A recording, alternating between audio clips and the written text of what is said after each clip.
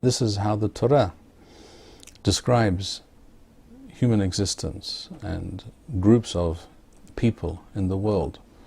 In the 10th chapter of the book of Bereshith, the book of Genesis, human beings are described as living as Lemishbehotham, according to their families, Lilshonotham, according to their languages, Ba'arsotham, according to their countries, Begoyehem, according to their nations.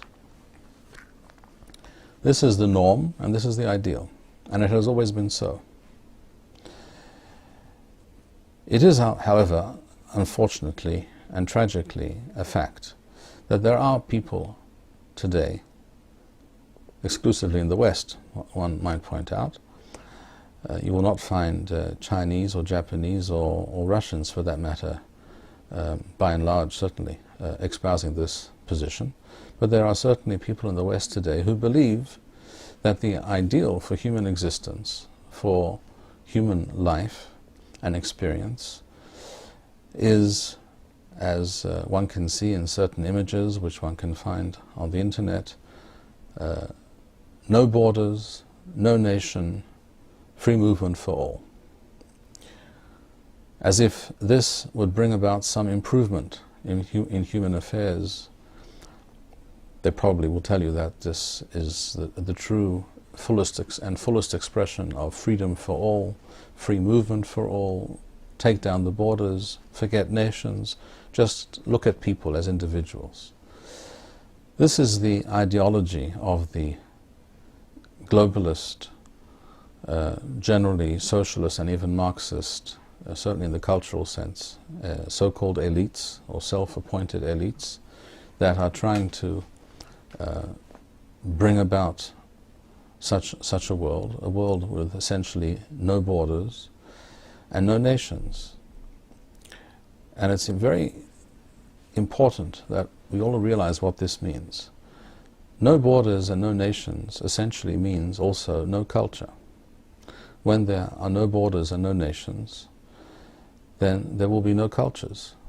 There will only be the most base, vulgar commonality of human needs and desires that will be catered for by the multinational corporations, who are particularly fond of this idea because it serves their purpose of turning human beings into individualized, compartmentalized consumers of their products. And as far as they are concerned, culture, the differences between cultures and nations are just a nuisance. They get in the way of their business, of their commercial interests. And that is why many such people, corporations and wealthy individuals, support such ideas, because their view of human happiness is a world of unbridled, uncontrolled materialism and consumption. And this, from their point of view, should be and is the ideal. But this is not the Jewish idea, conception and ideal with regards to human affairs. According to the Torah, materialism and consumption are not the mainstay. They are not the most important and most desirable aspects of human affairs, human society. First and foremost is the moral and cultural aspect of human existence. The production of these videos and maintaining this channel demands much time and money.